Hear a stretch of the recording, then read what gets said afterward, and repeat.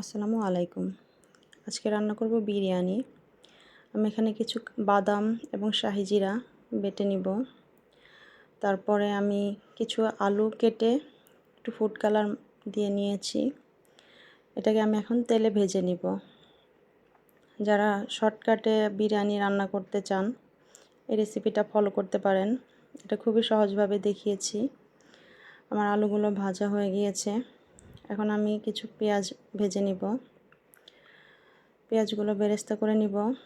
আর এদিকে আমি কিছু মশলা রেডি করব।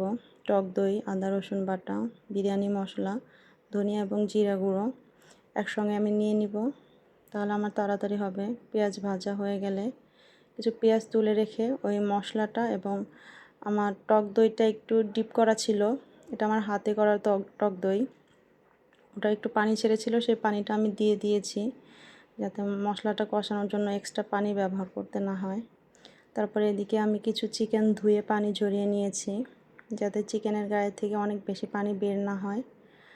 তারপরে আমি ওই মশলাটা দেখেন কষানো হয়ে গিয়েছে। এখন আমি এর মধ্যে চিকেনগুলো দিয়ে দিব। চিকেনগুলো দিয়ে আমি সুন্দর করে কষায় নিব। যেহেতু এটা ব্রয়লার মুরগি, একটু ভালো করে কষিয়ে নিতে হবে, নাহলে একটা খারাপ স্মেল আসতে পারে, অনেকে পছন্দ করেন না।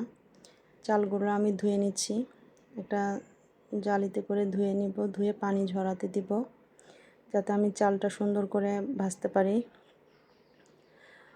চালটা আসলে যত সুন্দর করে ভাজা হবে, তেলের উপরে যত সুন্দর করে ভাজা হবে তত ভাতটা সুন্দর হবে, ঝরঝরা হবে। আমি আসলে ভিডিও নিতে ভুলে গিয়েছিলাম।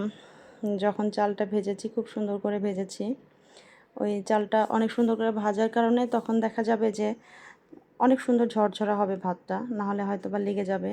একটু পানি বেশি হলেও ওতে ক্ষতি হবে না। এখন আসি পানির পরিমাণটায়। আপনারা যারা রান্নায় এক্সপার্ট তাদের হয়তো বা মেপে দিতে হয় না, দেখলেই বুঝবেন।